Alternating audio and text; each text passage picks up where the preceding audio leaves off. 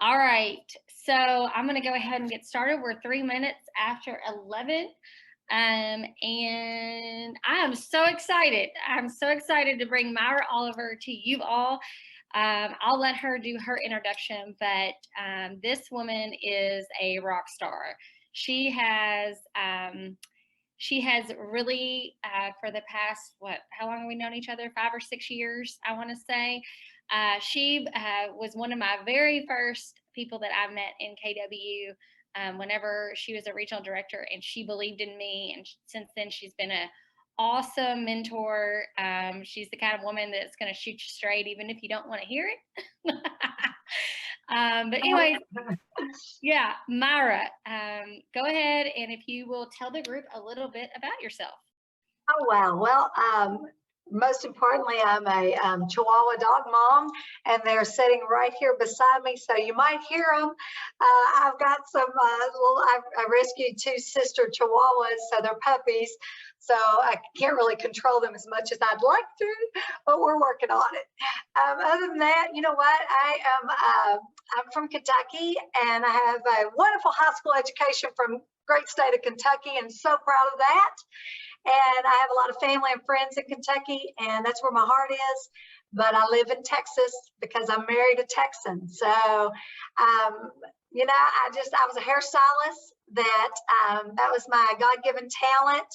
And I did hair. I got my hair license at the age of 18. I had a hair salon by 19. I did that for, 13 years, 14 years.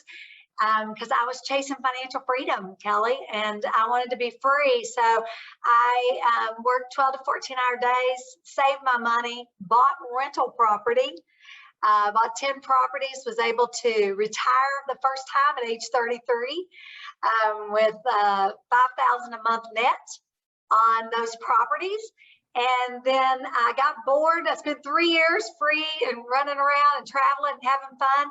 Got bored and dang it, got back on that treadmill to success. And that's how I ended up here with you, is I got my real estate license, became a top producer in my area. And Jim and Lynn McKissick recruited me to Keller Williams and was a team leader.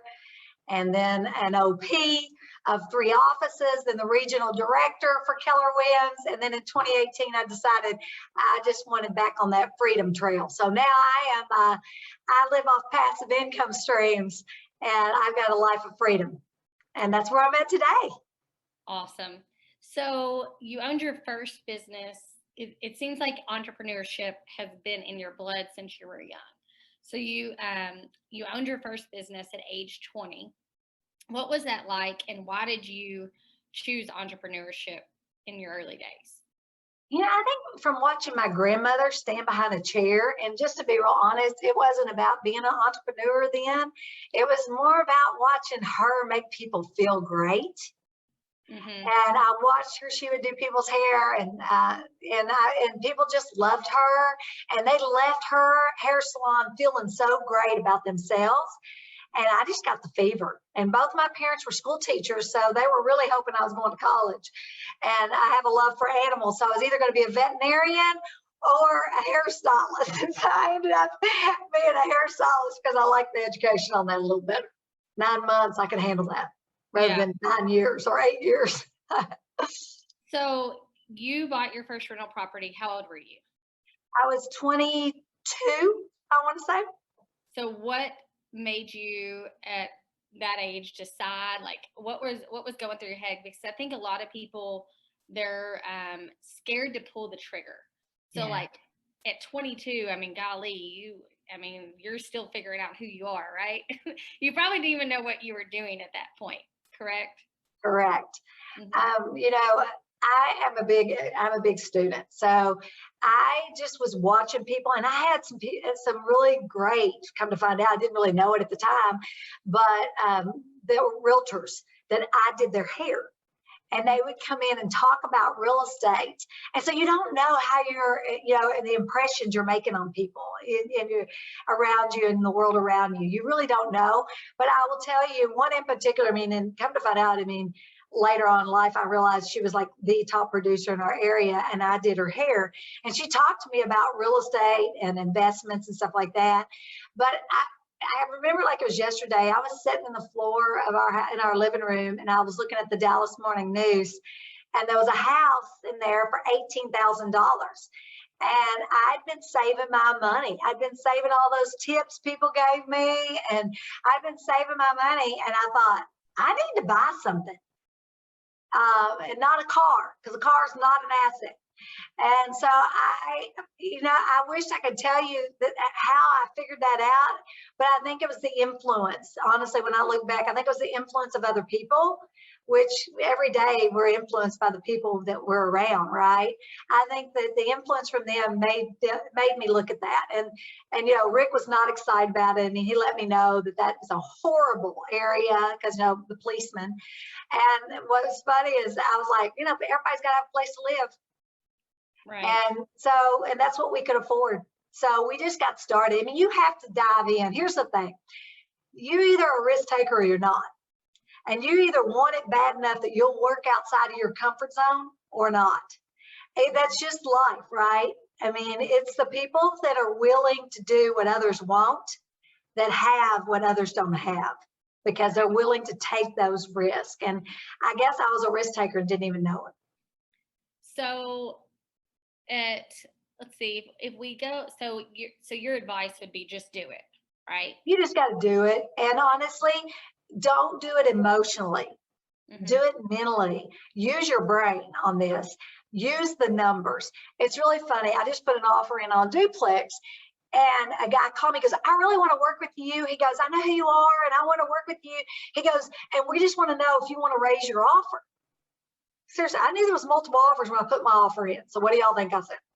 I said, hey, I so appreciate you, and I know you're working really hard, and your seller should be thrilled that you called me. And he goes, well, your offer was cash, and we really want a cash buyer, and the other one wasn't. The other one offers are not cash. And I said, I appreciate that, and at the price I gave you is what I'm willing to pay. There's no emotions involved for me. And he goes, I was afraid you were going to say that. And that's because he said, I think this is so interesting, you guys. He said, well, the one we're looking at is a first-time investor. First-time investors always overpay. And in this market, because everybody's desperate right now because there's multiple offers on everything. So they're going with FOMO and getting all caught up in it. And if the numbers don't work, and I have a 1% rule.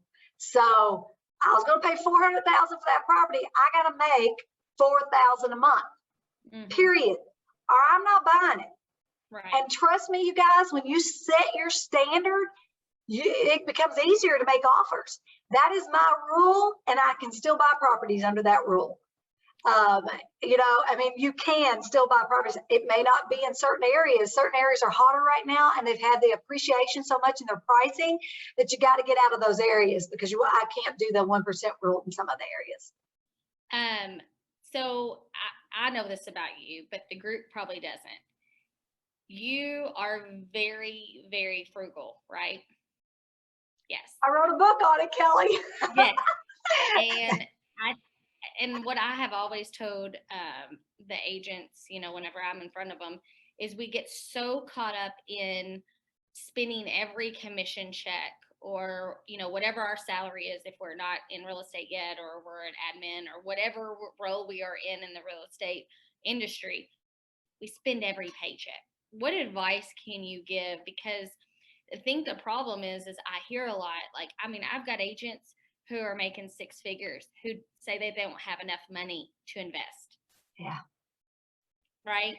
Yeah, I hear it all the time. And I will tell you, I coach people on financial freedom. So, I wrote a book called Down Home Money, A Simple Approach to Financial Freedom. And the reason I wrote the book is because I think people think more money is going to give them more happiness. And I think they think more stuff will make them happy. So, and I got caught up in that. So let me first say this. And I got back on the trade. So Rick and I could live off $5,000 a month, and he quit his job at the police department. I sold my hair salon, and for 3 years we lived, free with just rental properties, passive income from rental properties. And then I got bored because I was too young. First of all, 33 is way too young to quit working. And so at 36, I got my real estate license. and I started building another business. Well, we all know in real estate, you're going to work your butt off, and it's called delayed gratification because you got to work really hard to get it built, right? That's in anything when you're building businesses. So as I say this because I started doing that, and then you start making more money. So what happens? Lifestyle creep happens. You start making more money, you want a nicer car. You start making more money, I want a bigger house. You start making more money, now we're going to go eat at nicer restaurants. I want to wear nicer jewelry. I want to wear nicer clothes. I want designer this. I want designer that. And your lifestyle catches up with your income. So now you're really not doing anything like paying yourself first. I coach a gal, and she's not with our company. She makes over $1 million a year, but she spends $1 million too. That's a 200,000 deficit. Now, most people, if I made $1 million a year, I personally would save 800,000 and reinvest it in other things. I do it today. So I would say this with, this is what I would do. I would save 800,000. I would invest them in other things to throw me off more income. But a lot of real estate agents are spending every penny they're making, and they're not spending it on assets, because here's the deal. It's not how much money you make. It's how much money you keep, and are you buying assets to throw you off a passive income? Because here's the deal. I woke up at 10 years in the real estate business working 12, 14-hour days, and I said, I don't care if I ever sell another house. And luckily at the time, I had 38 properties, all paid for. I paid them off with my real estate commissions.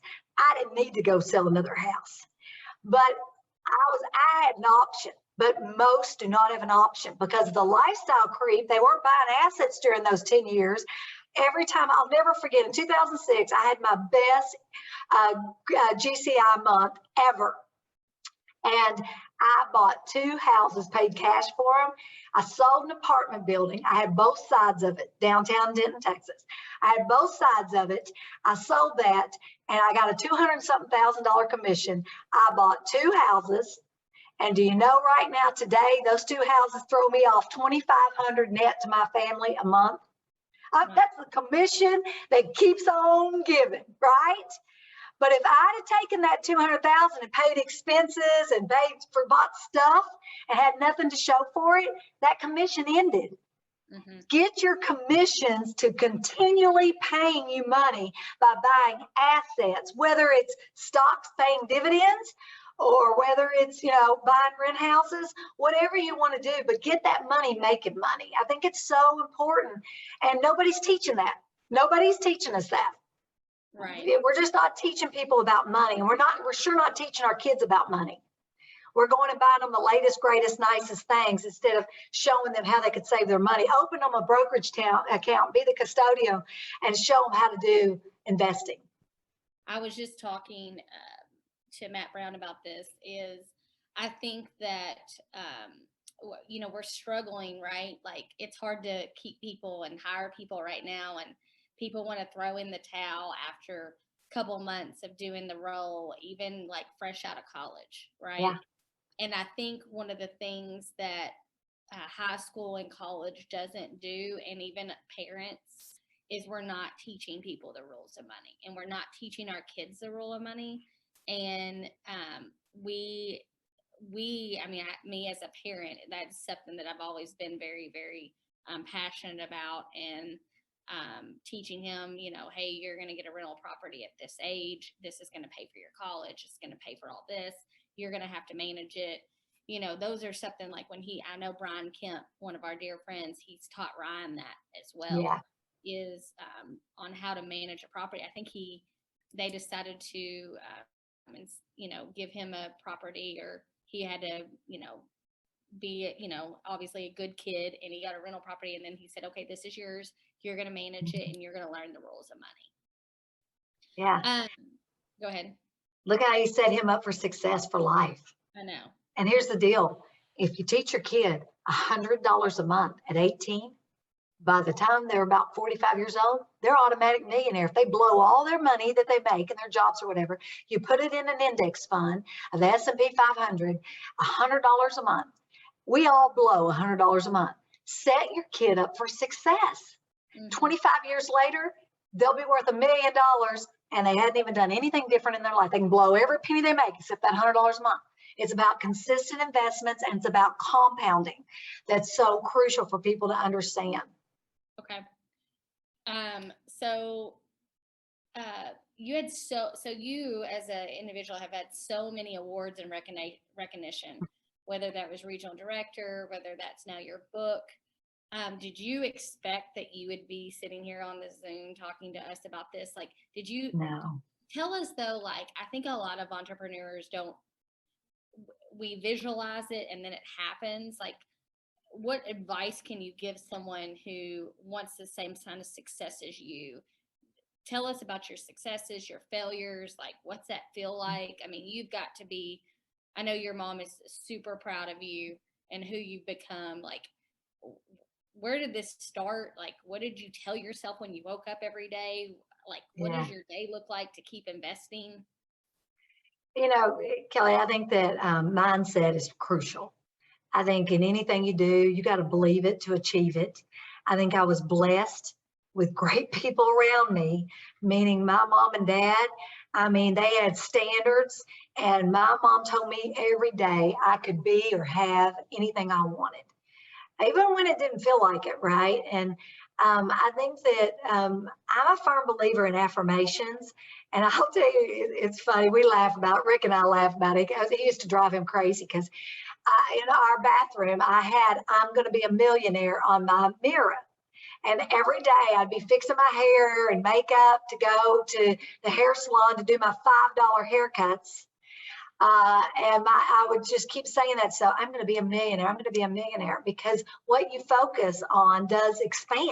That's the truth. There's no doubt about that. And my first goal was to get to millionaire status. And, you know, I just stayed focused on that. And then when I read that book, The Millionaire Next Door, it really made me realize there are a lot of blue collar millionaires, because I was a blue collar person. I'm a hairstylist. And so it made me really realize there's a lot of blue collar millionaires, and it's not necessarily how much money you make, it's how much money you keep.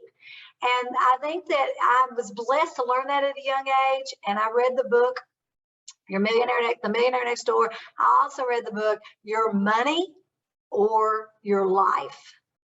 And that book changed everything for me, because I started getting really purposeful with my money. And so many of us don't realize that $5 Starbucks habit is preventing you from retiring, because compounding is huge. Compounding, whether it be in life and anything, is huge. And so I think that just having a good mindset, and I'm a firm believer in turn that crap off the TV. If you're sitting and listening to all that negative crap, because there's so much negativity. And now with Instagram and Facebook and people flashing their money and you feeling like you have to compete, stop competing with other people. Get in this journey for yourself. There's no destination. It's a journey. And every day, it's the daily choices you make that are going to affect your future. Daily choices. It isn't big choices. It's daily choices. Should I buy that new dress that's $200 and something, or can I get by with a $50 dress? Should I go through Starbucks every single day at $5 a pop, when that's over $100 a month? I can take that money and invest it and have it compound and make me money, instead of drink it and go back out the other end. I mean, seriously, you're just throwing your money away. And I think if we just get real purposeful, and I'm a firm believer in that you are the sum of the 5 people you spend the most time with. Everybody on this call, y'all are spending some good time with KA. This is a great group, and this is where you need to come as often as she does these, because it really does affect you, the people you spend the most time with. And, you know, Kelly, that's why I started my YouTube channel, to be honest, because I want to be able to get in people. I want to be in front of people once a week, every Tuesday. It's my day. Today is my day. Every Tuesday, I post a video on my Down Home Money YouTube channel, and it's just to help people on the journey. Because the journey, I mean, I look back, and some of our best times were when we were struggling to save our money. I want y'all to know that. I mean, you know, this was about having $1 million passively. And I will tell you that my life was just as good at $50,000 a year as it is today. But I want you to know, I wasn't on a journey to get to $1 million passive. But what happened is when you take care of people, here's the number one lesson for the day. When you help people get more than they ever dreamed of, you in return get the same. Go chase other people's goals. Like my number one job, Kelly, used to be to chase your goals, right? You were like, what are my peeps? And when I was a regional director, my job was always, every day I woke up, how can I help my OPs do better? And when you have that kind of mindset and you're humble and you're hungry and you love your people, oh my gosh, get back. The sky's the limit. I mean, honestly, no matter what business you're doing, and honestly, if you're sitting here today and you're a real estate agent, if you wake up and your goal is not to have your people first, you're in the wrong business. Because you're in a people business, and if you take care of them, you'll get more than you ever dreamed of. I mean, I remember when I got my real estate license in Denton, Texas. Remember Jim and Linda McKissick's team? They're number one, right, in the city. I just get my license, right? Nobody knows me. I'm at a little independent. And all of a sudden, after 3 years, I become the number one agent individual. They're the number one group. And I'm at this little podunk real estate company. And I tell you the story because it is not what company you're at. It's you. I knew I was going to be number one because I believe in myself, and my work ethic is second to none. And so I knew I could do it. And you need to take that mindset and know whatever it is you want to do, you can do it. You just got to stay the course and keep fighting the fight, and you'll get there. So, netting $1 million, that seems like a really big number. And obviously it probably wasn't that at some point, right? What is your biggest, is it real estate? Is that your biggest source of income? So I have a Keller Williams franchise that I'm the OP for, that I spend maybe 2 hours a week on. It is the most labor intensive for me right now. I mean, and that's 2 hours a week, and that's pathetic. So, and then I have a great real estate portfolio that is second. So my KW office is first because I own it 100%. I have no investors. I'm going to have an investor soon because talking about that taking care of people, the guy that's been running that office for the last 10 years is going to get ownership. So yes, that's my number one.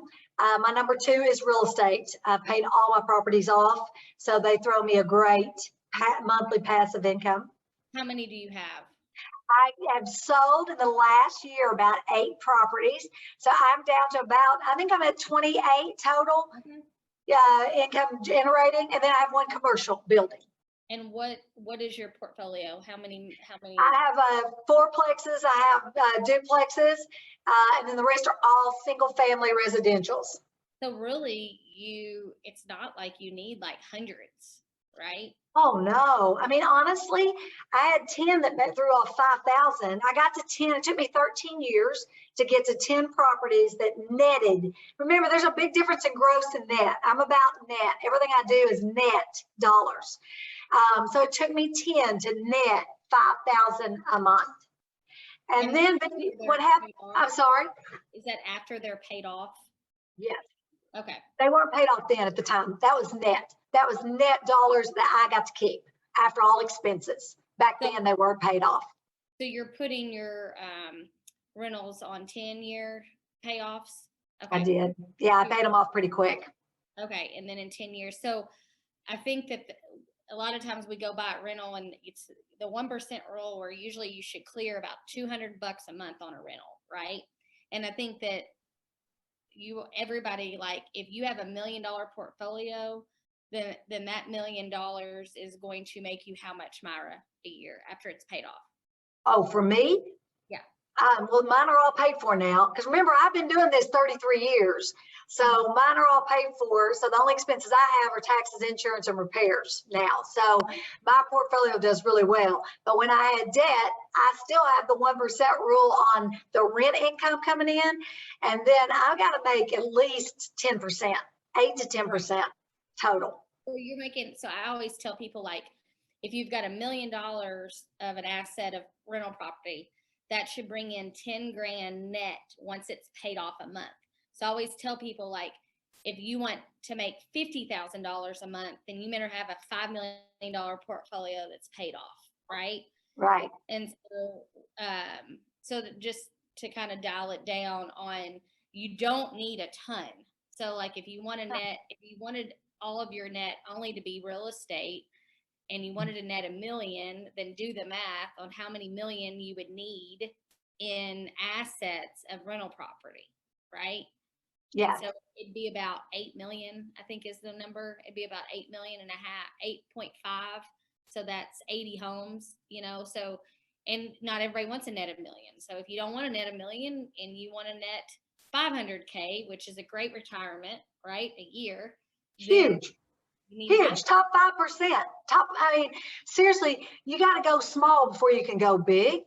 And so, I mean, like, here's an example. I have a duplex that I paid $400,000 for, and it currently rents for $1,800 each side. That's $3,600 a month. I've got no debt on it. So you can take $400,000 cash. So let me just give you these numbers. So 3,600. Let's multiply that by 12. So I made $43,200 on that $400,000 investment I made. Okay, $43,200 minus taxes. Taxes on that property is $6,000 a year. So let me minus taxes. It's a newer property. So if you minus 6,000, so now we're down to 37.2 for my family net profit. Now you got to take insurance. That's another 2,000 because it's a nice property. All right, now you're down to 35.2, and then I'm going to say 15% on expenses, meaning repairs. Okay, so now I'm going to take another 4,500, and then I can net 30,000 a year on a $400,000 investment. 30,000 a year, yeah. So you can do less, Kelly. So if you find you 2 of those, you got 800,000 invested. Get the 800,000 paid off, and you can make 60,000 a year. That's 5,000 a month. So I did the math. That's about a 13% that you're making for money. Is that right? Yeah. Yeah. So there's nothing you can, unless you're like Myra is super educated in the stock market. She plays it a lot. I've noticed that the past few years, but you can't put your money in anything else and make that kind of return. You cannot. And honestly, we know real estate, right? Real estate is our jam. So that's why I started in real estate. I didn't start learning the stock market till COVID hit, and I'm sitting at home and I thought, okay, what can I learn that'll make me money? And it was the stock market, and I started studying it. But I'm going to tell you, real estate is easier because here's the deal. And yeah, everybody, if you follow the stock market, we had a horrible day yesterday. It's all going back up today, so we're good.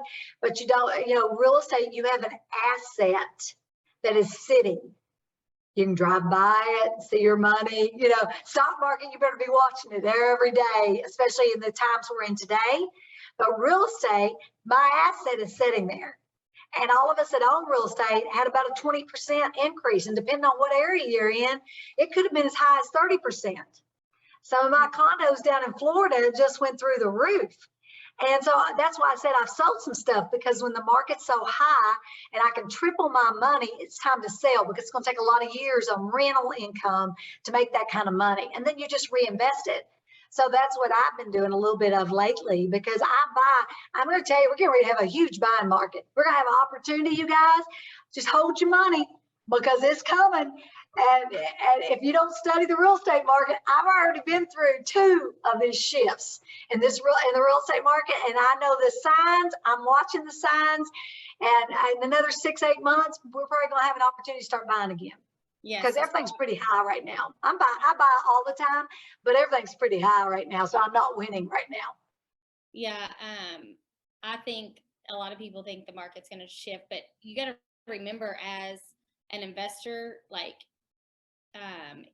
that the long game, like if you're in this for 10, 15, 20 years, like it's going to keep going up. Like we may dip some, but Right. again, if you're doing real estate investing and you're holding, you're not going to lose money in That's the right. 10 to 20 years because it'll level out.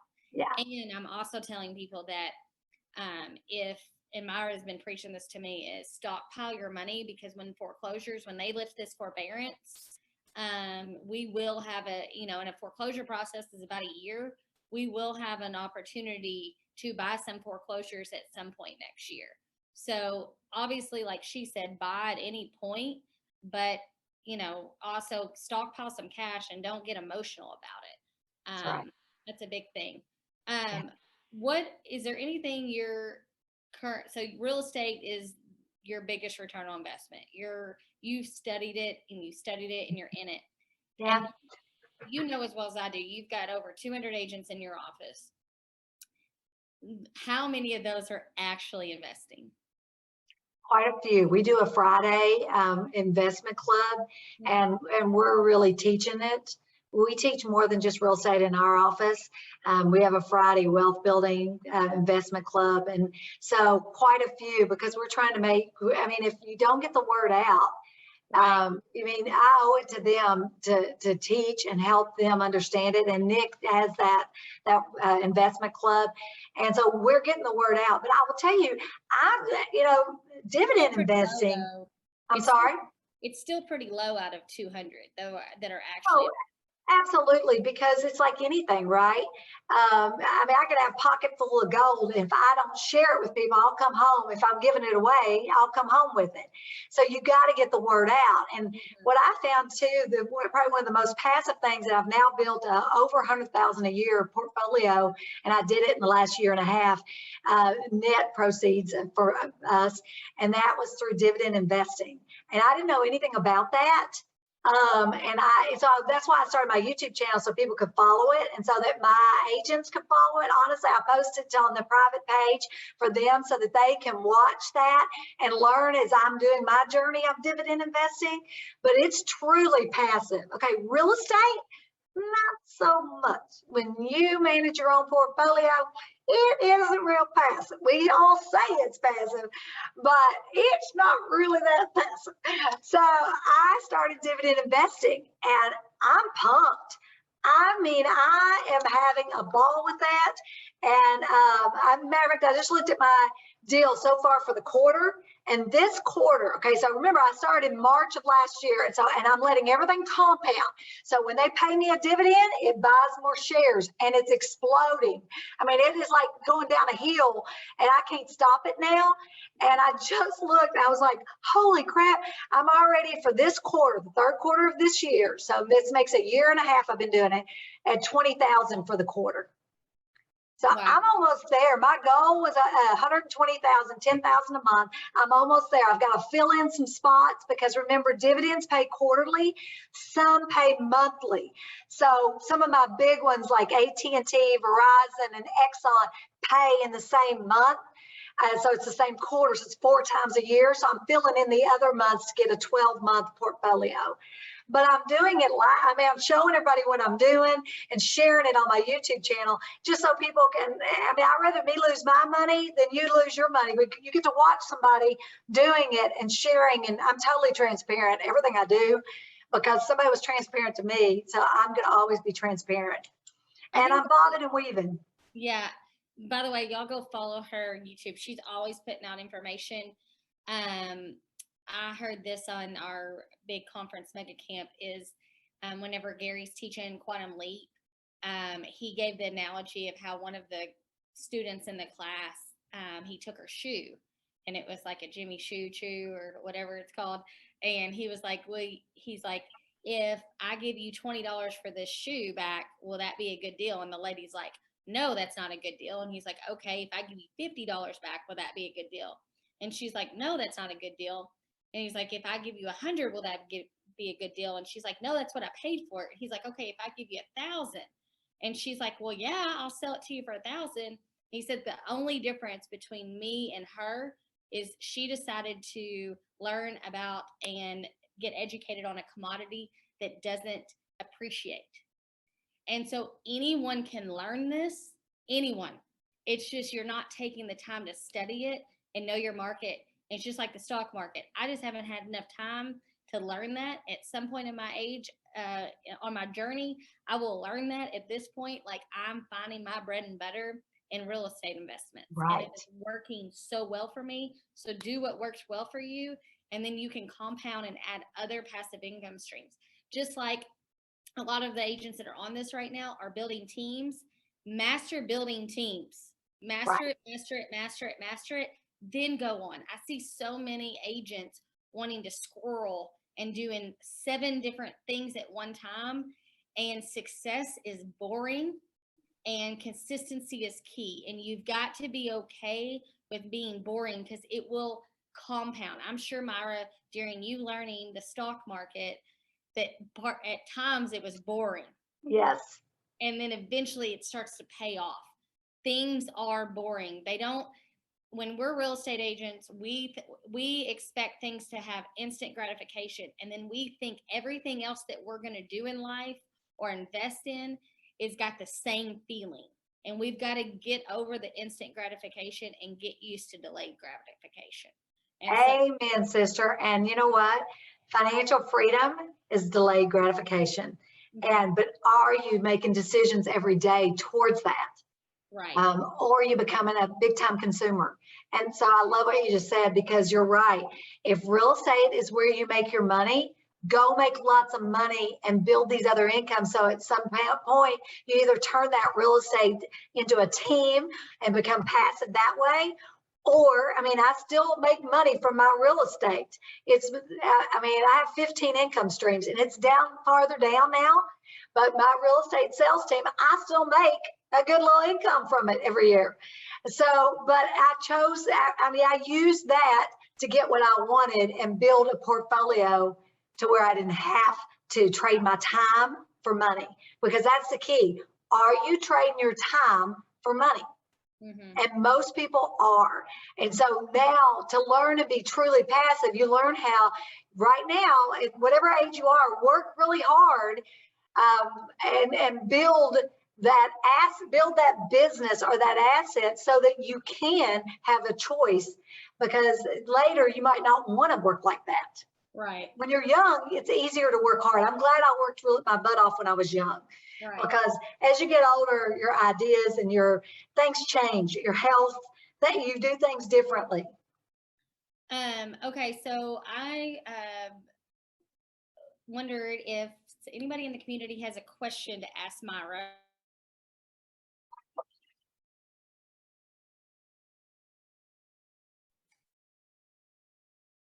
Question. I have a question. Okay. If that's okay. Hey, Myra, when you purchase a condo, how do you factor in the condo fees with your 1% rule? Or do you still use 1% of the price?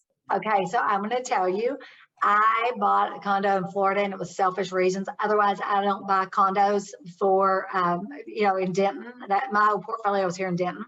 So I bought it for selfish reasons, because I knew I could use it and rent it for Airbnb. So, it's hard to put a number on that for your, for you to enjoy it, your enjoyment. But I'd be real careful, because I found that what happened to me, and I did a video on this. If you go back to, it says sell my condo. I doubled my money on the condo because I bought it in 2014. I doubled the money.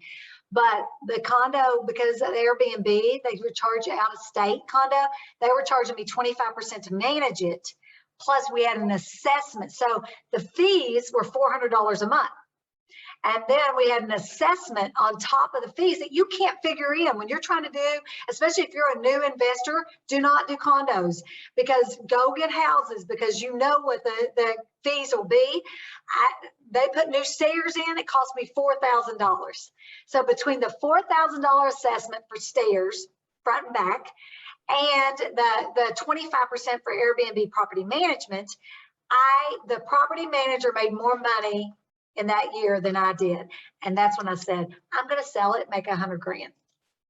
Yeah. So I think that, you know, when you look at it, Tabitha, I keep the 1% rule, but you better, instead of figuring in, you need to figure a miscellaneous in for assessments into your expenses. And I would tell you to do a 5% every year for assessments and just add that as an extra expense. And if it doesn't happen, guess what? You just made extra 5%, but you never know when those assessments are going to come.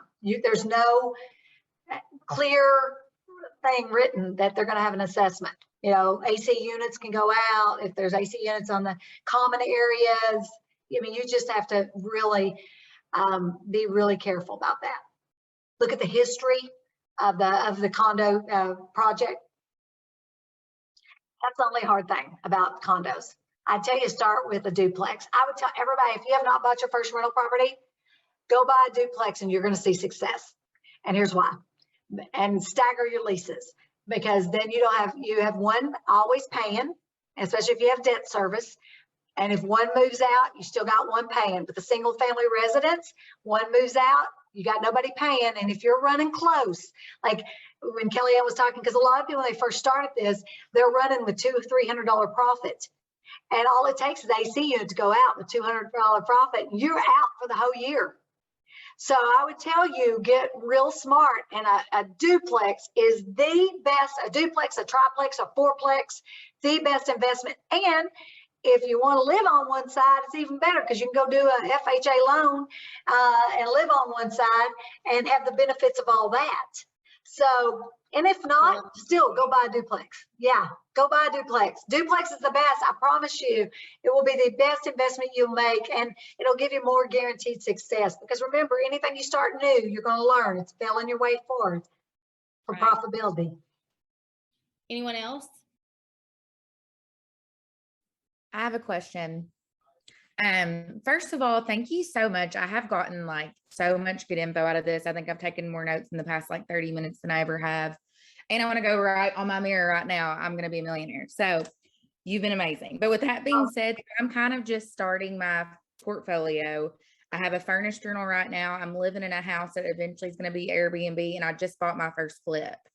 So it's kind of a little bit of everything. All right. So, but my question to you is, in your past, like, what have you seen the most success out of? Have you done flips? Because I really didn't hear you speaking about that. It seems like you keep them. Should I keep that flip when it's done? And yeah, I guess kind of what you would give advice on that situation. Thank you, Brooke. Yes, I would tell you to buy and hold. I wouldn't be telling you to do a lot of flips. You're going to spend a lot of time doing that to make $20,000. Go sell another real estate. Go sell another house. Go buy properties, hold them. Buying and holding will make you wealthy. Flipping makes you a little bit of money to keep moving. It's okay to do them, and they're great when you're seasoned. But I'm going to tell you, I've seen a lot of new investors start doing flips, and they don't know how to regulate money very well or regulate their costs.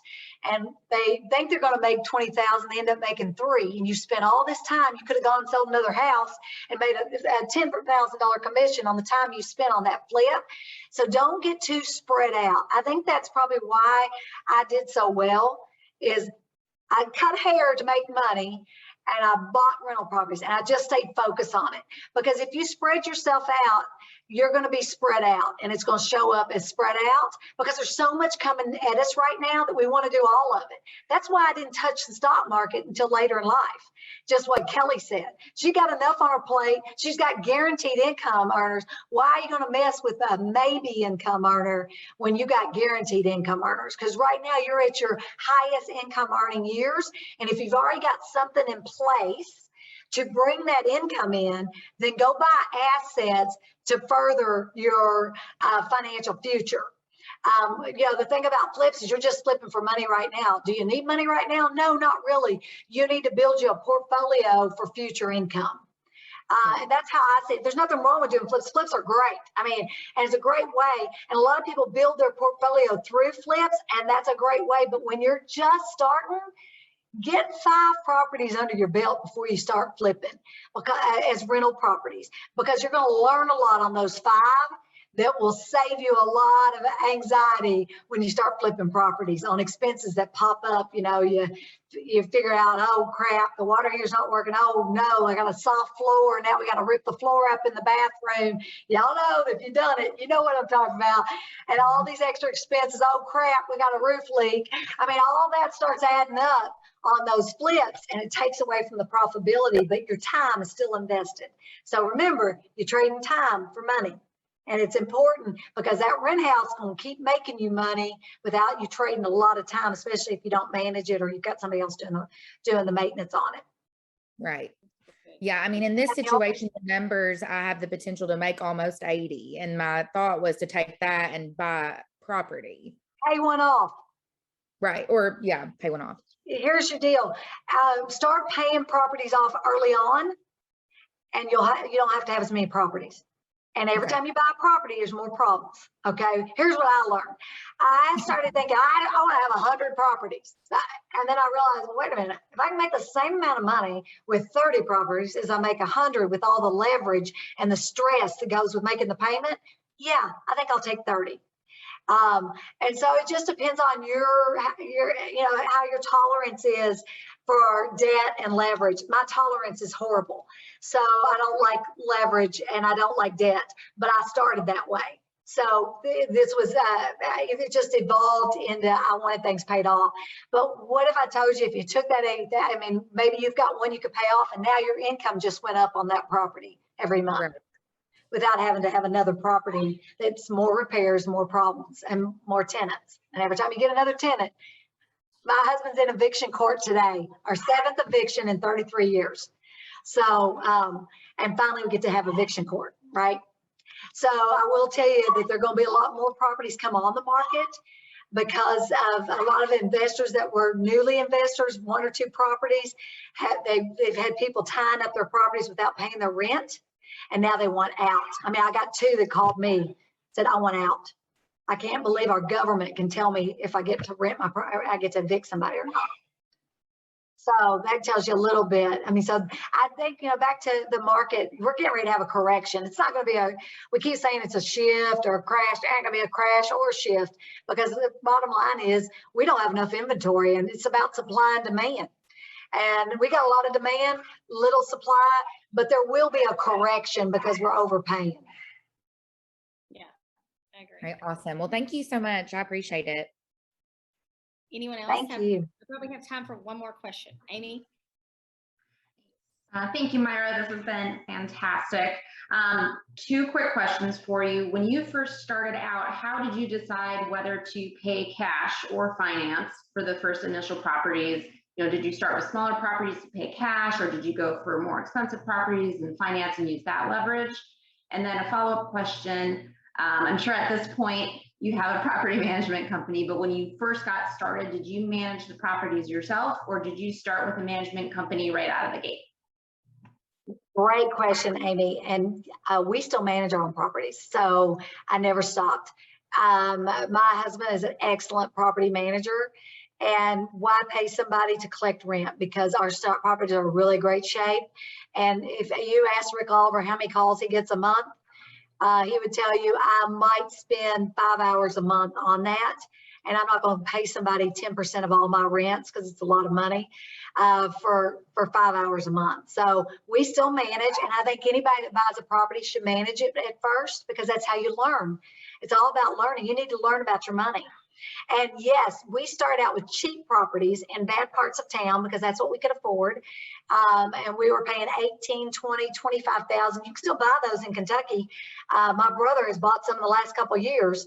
And they cash flow and we got them paid off really quick. I mean, and then we started leveraging because I had big goals and I needed money and I didn't have money. I was doing $5 haircuts. So, but I'm going to tell you what, I took that $5 and man, I made that $5 look like $25 haircuts because I bought assets that kept throwing me off an income. And that's my point. But I've got a student that I coach and I've been coaching her now for 4 or 5 years. She makes $50,000 a year. She's a W-2 employee and her net worth is bigger than some I coach that make $500, $600 million a year. And it's because she lives on $25,000 a year. She's gotten her house paid off now. She has a She paid $80,000 for her house, and over the last 4 years, she's paid her house off. She doesn't have a car payment. So guess what? When you don't have, what do we all go to work for every day? House payment, car payment, food. You're going to work for all of that. And people that are living paycheck to paycheck, they're spending every penny they make to pay house payment, car. So when you get real purposeful with your money, it gets big. And you don't have to make a lot for it to show up big.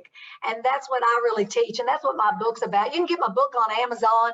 I do it in Audible too, but you better like a Southern accent because I'm reading it. If you don't, I tell you, get the paperback. Tell you, get the paperback. So thank you for the question, Amy. It's a great question. Thanks, Myra.